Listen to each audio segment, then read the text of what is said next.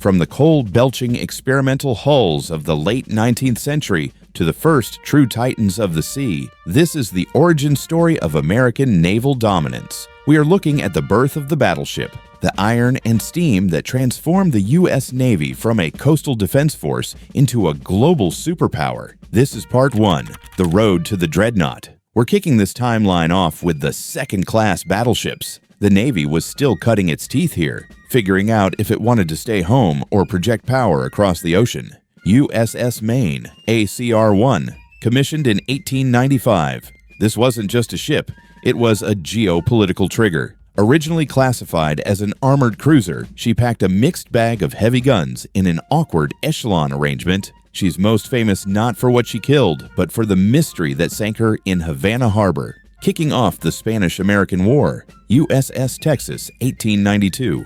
The Old Hoodoo, commissioned in 1895 alongside the Maine. Do not confuse this with the legendary BB-35. This was the original. It was the Navy's first attempt at a modern battleship, built at the Norfolk Navy Yard. It had teething issues and a reputation for bad luck, but it proved that American shipyards could bend steel with the best of them. Now we move to the pre-dreadnoughts, BB-1 to BB-25. This is the era of the Great White Fleet. These ships were characterized by mixed armaments, big guns for the heavy work, and a porcupine-like array of smaller calibers for close-in brawls. The Indiana-class BB-1 USS Indiana, the first true battleship designation in the U.S. Navy. This was a dedicated coastal defender, heavily armored and carrying massive 13-inch guns designed to crack enemy ironclads wide open. She was built to take a beating and dish it right back out.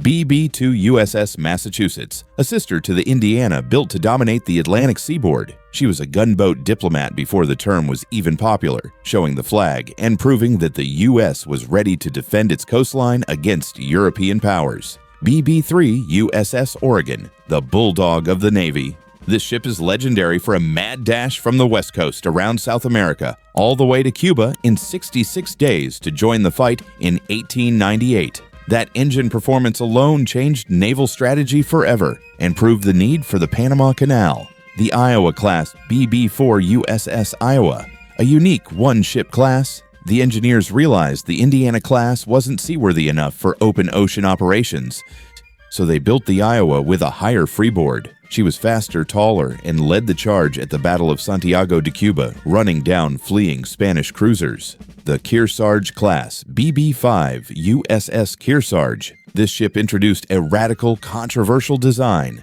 double-stacking 8-inch turrets right on top of the 13-inch main battery. It was an engineering nightmare to maintain, but it showed the Navy was willing to try anything to pack more firepower onto a single deck. BB-6 USS Kentucky, the sister ship to the Kearsarge, featuring that same superimposed turret design. While the gun layout was problematic, she served as a key show of force in Asian waters, proving American reach was extending across the Pacific. The Illinois-class BB-7 USS Illinois, the lead ship of a class that decided to ditch the double-stack turrets for a more reliable layout. She was a workhorse of the turn of the century, focusing on seaworthiness and sustained speed rather than experimental gimmicks. BB-8 USS Alabama. Not to be confused with the WW2I legend, this was the original Alabama. She served as the flagship of the North Atlantic Fleet, a standard bearer for the Navy's growing confidence on the high seas. BB-9 USS Wisconsin, the first ship to bear the name. She was a global traveler sailing with the Great White Fleet to show American industrial might to the world.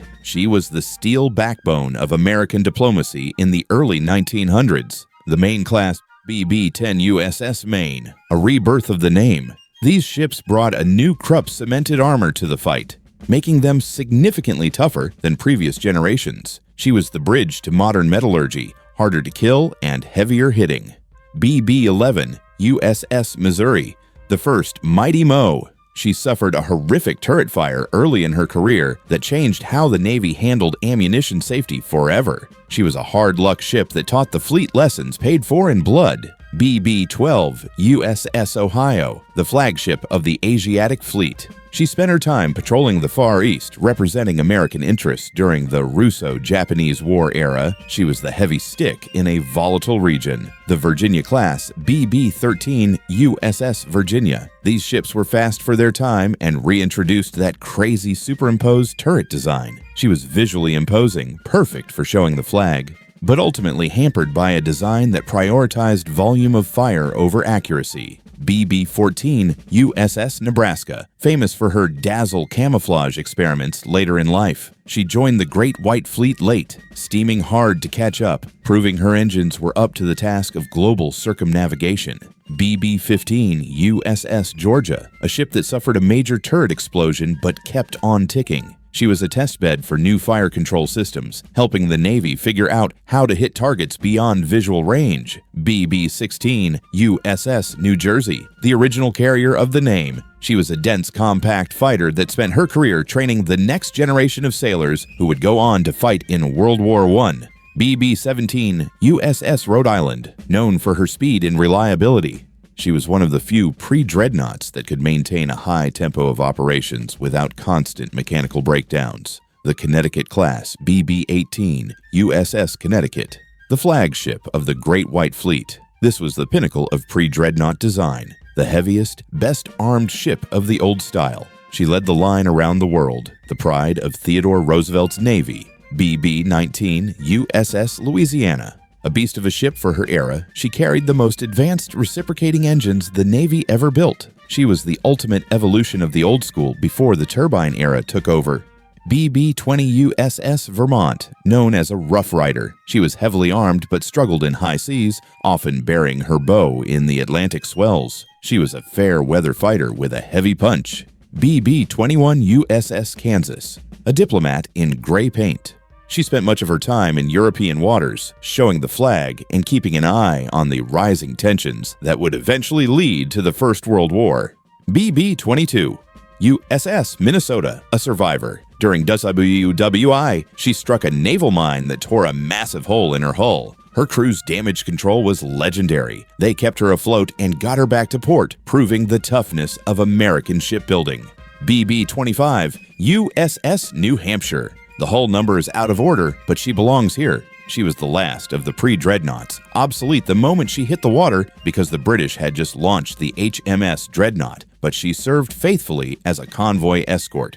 The Mississippi-class BB-23 USS Mississippi. A weird step backward. Congress wanted budget battleships, so she was smaller and slower. The Navy hated her so much that they sold her to Greece in 1914 just to get her off the books. BB-24 USS Idaho, the sister to the Mississippi. She suffered the same fate, underpowered, undergunned, and sold off to the Greek Navy, where she was eventually sunk by German bombers in World War II. Everything changed with the dreadnought battleships, BB-26 to BB-35. The philosophy shifted to all big gun. No more mixed batteries, just massive firepower and turbine engines. The South Carolina-class BB-26 USS South Carolina, the American answer to the dreadnought. But the U.S. did it smarter. They mounted the turrets on the center line, firing over each other. This super-firing layout meant she could unleash a full broadside to either side, a standard that every future battleship would follow.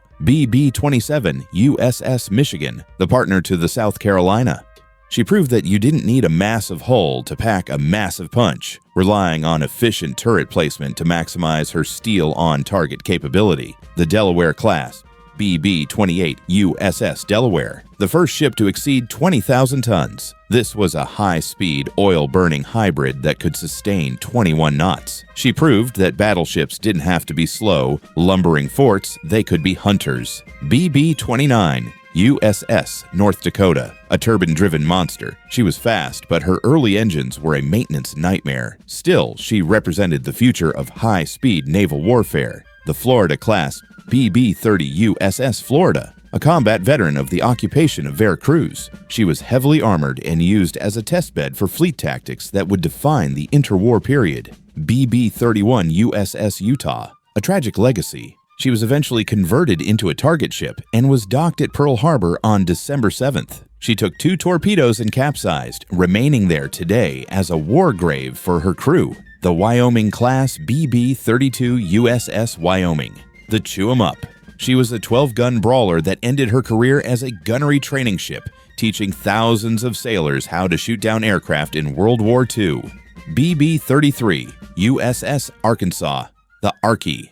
She mounted 6 twin turrets, allowing her to saturate a target area with 12 12-inch shells in a single volley. She served all the way through World War II, blasting German positions at Omaha Beach on D-Day. The New York-class BB-34 USS New York. The transition to the 14-inch gun. This was a massive jump in kinetic energy. She served in both World Wars, surviving kamikaze attacks and nuclear tests before finally being used as target practice. BB-35 USS Texas. The Legend. The only surviving dreadnought in the world today. This ship fought in both World Wars, flooded her own torpedo blisters to get the guns high enough to fire inland at D-Day, and remains a floating icon of American industrial might. That wraps up the early era of American battleships. In Part 2, we're moving into the super dreadnoughts, the all-or-nothing armor schemes, and the fast battleships that crushed the Axis powers.